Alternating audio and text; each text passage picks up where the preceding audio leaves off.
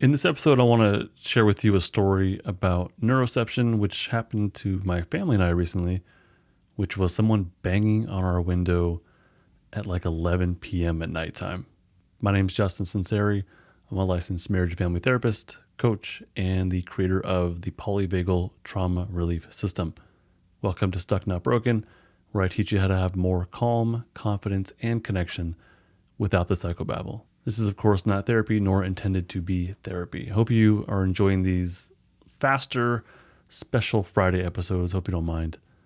I think that this is a really good example of neuroception. What happened was this past Saturday, today's Tuesday, so a few days ago, someone apparently was banging on my office window, which is right here to my right. At nighttime, it was like 11 o'clock at night. At least that's what the image that my wife and the 4 kids that were in my house, I have 2 and there were 2 sleeping over. That's the image that they had in their mind to explain what was happening. And I believe them. Because after, we were safe, I went outside, I went to a couple different windows and banged on it with my fists without, breaking it. And they said, yes, that's what we heard. That is, except louder, but they said that's what we heard. So I was asleep when the noise happened. So I did not directly hear it. But I'm going to talk more about that as I talk about neuroception. And just to kind of add more evidence to what happened, they noticed that the garage door light, the light above the garage door, came on. And that only comes on if there's movement. So we're assuming that someone banged on the window and then ran across the lawn past the garage, which activated the garage door motion sensor. I'm going to break this down in terms of initial autonomic response and then connect it to neuroception. So basically, here's what happened. We had some family friends over that day. It was Saturday for a pool party. It was super hot here. And the kids were swimming. I was in the pool. And that day was hot. And I did a lot of swimming. I did a lot of socializing. These are 2 things that completely drained me. So by like 9:30 or so, I was done. Our friends, the other parents were gone by that point. They were pretty tired. I was done, exhausted. I fell asleep quick. So I fell asleep, and the next thing that I know, I am out of bed and running down the hallway toward my front door. Like that's what my memory was, or my recollection of that moment. I fell asleep, and then all of a sudden, boom, I'm running down the hallway toward the front door, jumping out of my bed. My wife had said something to me as I was running. I'm not quite sure what it was. Kids were freaking out in the front room.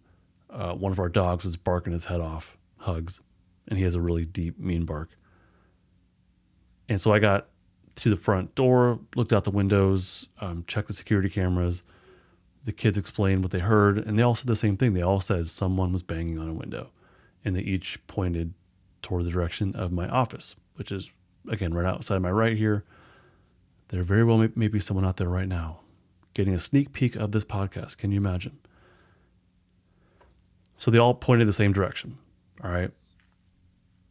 When I got to the door, I didn't run outside. I withheld on that impulse. Like, there was an impulse there was an impulse to, try and find whoever had done this. But in my neighborhood, we have these ring alerts that come up where other people show that people, ne'er-do-wells are trying to lure them out of the house in order to, someone else jumps out of the bushes and like runs in the house or accosts them in some form. So I didn't go out. I didn't want to open the door and open my family up to that. My wife called the police. They came in like 5 minutes, walked through the neighborhood, gave us some tips on how to make the home more secure, including getting more lighting. So anyhow, let's get back to what happened in our nervous systems at the moment of the initial banging noise.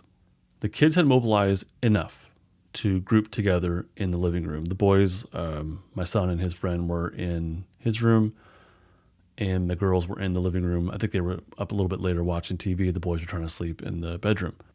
After the banging noise, my daughter, who is now 14, she said that she kind of froze for a moment and then yelled, "Hey," like she laughed about it because it's all that came out of her mouth, but she yelled, "Hey," with enough sympathetic activation that alerted my wife, who I think was already up. But it may have actually helped me wake up. I don't know what woke me up, but that may have been one of those things, was her yelling, "Hey." So my wife was up. I don't know if it was the hay that woke me up or my wife jumping out of bed, my wife saying stuff to me, the dog barking, or maybe the sound on the window itself. I don't know what woke me up, but it might have been all those things. For me, I mobilized really quickly and really without a second thought. Now, is this because I'm the man of the house protecting my family? Is it because I'm brave and ready to take on any intruders? Possibly, but also maybe kind of not. So let's talk about neuroception to kind of get into that a little bit deeper. Neuroception, to remind you if you don't know about the polyvagal theory, neuroception is the body's unconscious detection of information from the internal and external world. So it uses the five senses as far as the external world. It uses your five senses to detect safety and danger from the external environment.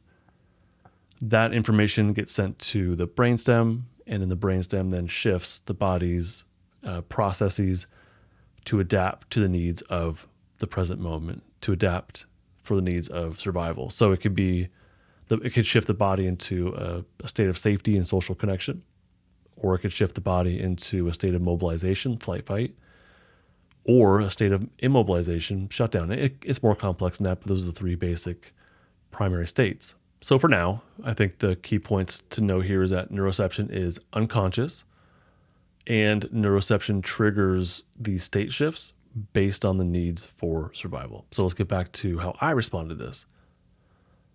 So I mobilized without a second thought. Yeah, I mean, that's true. But I also never had a first thought. I never made a conscious decision to wake up. I never made a decision to get out of bed and then go to the front of the house. I never thought, I'm going to protect my loved ones and my home. I just did the actions that I did. My body just mobilized. I didn't choose it. It just happened. So I wouldn't say I was brave because, I didn't feel fear. I didn't feel hesitation. It's not like I had to will myself through this despite, feeling fear. But I actually didn't feel anything at all. It was really a moment of pure impulsive movement that was driven by my sympathetic mobility instincts, as best I can tell. I went from being in a shutdown state of, being asleep. I went from being shut down and unconscious to mobilized and alert. I wouldn't say I was initially, at least, right off the bat, conscious. I was alert, though. My body was responding to the external cues of safety or danger, really. So alert seems to be a better word for what I was experiencing there. So I was taking in the information, but not consciously and then processing and thinking about it. I was just neurocepting and then reacting. But there was no initial thought process on what I should do or what to do next. By the time I got to the door, I was more awake, I would say, more conscious, and then trying to piece together what had happened based on everyone's reports. And I was conscious enough to not open the front door, in case there was some sort of elaborate ruse to then get in the house. To give you an idea of just how fast this unconscious mobilization happened, my wife described it this way. She said, "You levitated out of bed." I promise you I've never gotten out of bed that fast. Typically it's more deliberate and kind of a slow process. She was actually up before I was and was mobilized and heading that direction, but I just literally, my body just willed itself out of bed, based on what it was neurocepting as dangerous. So I neurocepted danger from the environment. And so, even when we're asleep, our bodies are still detecting safety and danger.